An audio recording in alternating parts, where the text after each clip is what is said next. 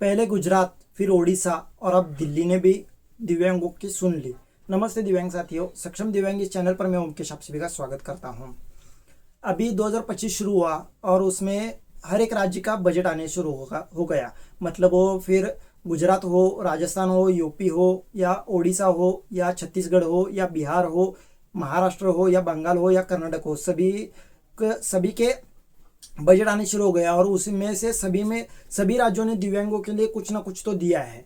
मैं नहीं कहूँगा कि कुछ नहीं दिया है, लेकिन दिया है। लेकिन सभी दिव्यांगों को फ़ायदा हो ऐसे 3 ही राज्यों ने दिया है। मतलब आखिरी जो दिव्यांग है, मतलब जो गांव में रहता है या जो सभी चीज़ों से वंचित है, उस दिव्यांग को भी फ़ायदा हो ऐसे 3 ही राज्यों ने किया है काम। मतलब एक तो अब गुजरात, दूसरा ओडिशा और तीसरा दिल्ली। ये 3 राज्यों ने किया है। बाकी ने तो दिया है, बाकी ने मतलब जो शिक्षा लेने वाले छात्र हैं उनके लिए किया है, या तो कोई दवाई के लिए किया है, वो कोई हॉस्पिटलिटी के लिए किया है, मतलब यूपी ने या राजस्थान ने। और महाराष्ट्र हो या एमपी हो, इन्होंने दिव्यांग जो स्टूडेंट्स होते हैं, स्टूडेंट्स के लिए या स्टूडेंट्स को जो एजुकेशन लोन मिलता है, एजुकेशन लोन हो या एजुकेशन के लिए जो शिष्यवृत्ति दी है, छात्रवृत्ति शिष्यवृत्ति दी जाती है, उसके लिए किया है। तो ये तो किया है, लेकिन ये गिने चुने दिव्यांगों का ही फायदा होगा ना। मतलब हर एक दिव्यांग का फायदा नहीं होगा, क्योंकि कोई 40 साल का है दिव्यांग, कोई 50 का है, कोई 35 का है, कोई 18 के अंदर का है, या 18 तक होता है या 20-25 तक होता है, तो वो शिक्षा लेता है, तो उनको फायदा होगा। लेकिन बाकी के दिव्यांगों का क्या? बाकी 40 वाला है, 35 वाला है, 30 वाला है, वो जो अभी शिक्षा नहीं ले रहा है, लेकिन वो अभी अपना खुद का बिजनेस कर रहा है या खुद का नौकरी करता है, तो उसको फ़ायदा क्या है? उसमें कुछ उसको कुछ फ़ायदा नहीं किया है। लेकिन ये गुजरात हो या उड़ीसा हो या दिल्ली हो, इन्होंने दिव्यांगों की सोची है और हर एक दिव्यांग का फ़ायदा हो ये सोचा है, और दिव्यांग सक्षम बनाने के लिए उन्होंने प्रयास किया है। तो मैं पहले गुजरात की बात करना चाहूँगा। मतलब गुजरात ने एक ऐसी घोषणा कर दी कि सभी दिव्यांगों का फायदा होगा। मतलब पेंशन में बढ़ोतरी कर दी उन्होंने, पेंशन बढ़ाया उन्होंने दिव्यांगों का, पेंशन बढ़ाकर उन्होंने 12,000 रुपये कर दिया। मतलब साल भर में दिव्यांगों को 12,000 रुपये आएंगे अभी दिव्यांगों के अकाउंट पर। तो उनका मैं अभिनंदन करना चाहूँगा, गुजरात के सीएम हो या गुजरात के फाइनेंस मिनिस्टर हो, उन दोनों का भी मैं अभिनंदन करना चाहूँगा कि उन्होंने दिव्यांगों की सुन ली। और ऐसे ही दिव्यांगों के लिए अच्छे अच्छे निर्णय, अच्छे अच्छे डिसीजंस आने चाहिए और दिव्यांगों को सक्षम बनाने के लिए प्रयास करना चाहिए।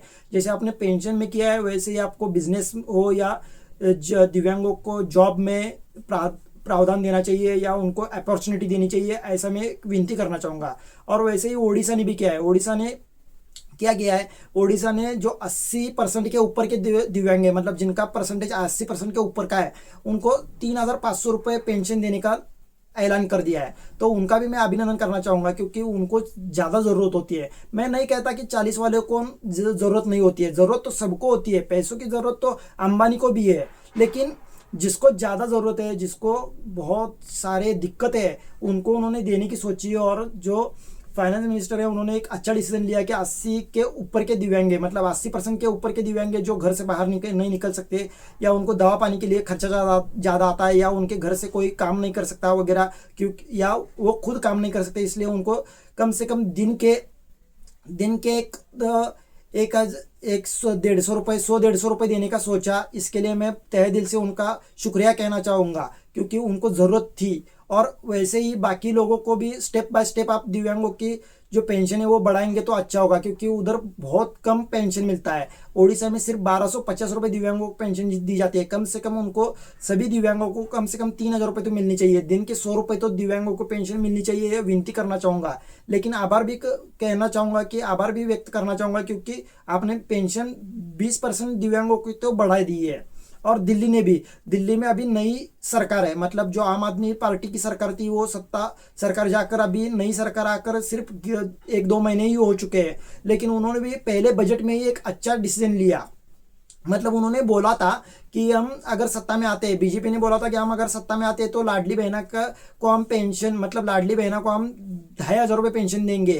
तो 2,500 तो आम आदमी पार्टी दिव्यांगों को भी दे रही थी, तो उनको ऐसा लगा कि अगर दिव्यांगों को भी उतनी और लाडली बहना को भी उतना देंगे तो इतना तो ऐसा तो नहीं हो सकता ना, क्योंकि दिव्यांगों मतलब लाडली बहना से खर्चा दिव्यांगों को ज़्यादा आता है, क्योंकि उसको दवा पानी का खर्चा होता है, वो घर से बाहर नहीं निकल सकता। लेकिन लाडली बहना घर से बाहर निकल सकती है, या काम कर सकती है, जॉब कर सकती है, या उसका बिजनेस होता है छोटा मोटा, कुछ ना कुछ तो कर सकती है, लेकिन दिव्यांग नहीं कर सकता।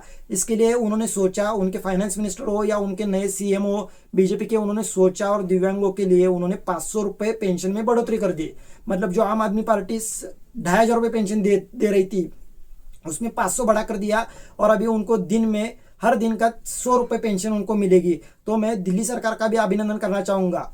और एक कि ये ऐसे तीनों राज्यों ने सिर्फ डिसीजन लिया है, लेकिन बाकी के राज्यों को क्या था, बाकी के राज्यों भी ले सकते थे। पहले मैं दिल्ली का अभिनंदन करूँगा कि अभी ऐसे ही डिसीजन आगे आगे लेना चाहिए, और दिव्यांगों को खुश करना चाहिए, दिव्यांगों को सक्षम बनाने का प्रयास करना चाहिए। दिव्यांग क्योंकि बहुत बुरे हालात में दिव्यांग अभी गुजर रहे हैं, क्योंकि दिव्यांगों को बाहर नहीं जाने आता, या दिव्यांग का एजुकेशन अच्छा नहीं है, दिव्यांग ज़्यादा एजुकेशन नहीं ले पाता, दिव्यांग को दिक्कतें बहुत आती है एजुकेशन लेने में, या बिजनेस करने में, या जॉब करने में।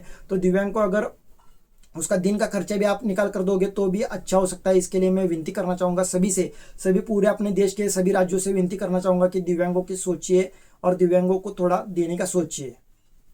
तो ये बाकी के राज्यों को मेरे एक हाथ जोड़कर विनती है कि बजट तो खत्म हो चुका है, लेकिन आप कुछ भी करके दिव्यांगों को कम से कम हर महीने का कम से कम एक 5,000 रुपये तो शुरू कर सकते हैं। दिव्यांगों के लिए 5,000 देंगे तो उसका दवा पानी हो, उसके लिए एजुकेशन का हो, उसका कपड़ा हो, या उसको मोबाइल का रिचार्ज हो, या उसका इलेक्ट्रिसिटी बिल हो, उसका पानी का बिल हो, उसका घर का किराया हो, उसका घर का खाना वगैरह खाने के लिए दाल चावल जो लगता है वो भी खरीद सकता है। और वो आप भी देखते हो, मतलब आपके एमपी लोग हो, मतलब मेंबर ऑफ पार्लियामेंट, इनका सिर्फ नाश्ते का हर दिन का खर्चा ही रहता है कम से कम दिन का कम से कम 2-2,500 रुपये रहता है। एमएलए का भी 1,500-2,000 रुपये रहता है। तो दिव्यांग को 1,500-2,000 रुपये में या 3,000 रुपये में हर महीना वो कैसे निकालता होगा, ये आप एक बार सोच के देखिए। दिव्यांग कितनी दिक्कतों से जा रहा है, दिव्यांग कितनी दिक्कतों से गुजर रहा है, ये एक बार सोचिए। एक बार बैठे एक साथ, और दिव्यांगों की भी सोचने की थोड़ी ज़रूरत है, क्योंकि दिव्यांग बहुत बुरे हालात में रह रहा है। और दिव्यांग अपने देश का है, ये सोचकर अपने देश में ही रहता है, अपने ही फैमिली मेम्बर में है। क्योंकि अगर आपके फैमिली में नहीं है, लेकिन एक दूसरे घर में एक बात आप 1 मिनट 2 मिनट रुक कर ऐसे सोचिए कि अगर हमारे घर में एक दिव्यांग व्यक्ति होता है, दिव्यांग लड़का लड़की होता, तो हमारे ऊपर क्या बीतती। तो ऐसे ही सोचकर आप उनके लिए भी सोचिए, और दिव्यांगों का थोड़ा भला करने का, दिव्यांगों को सक्षम बनाने के लिए प्रयास करिए।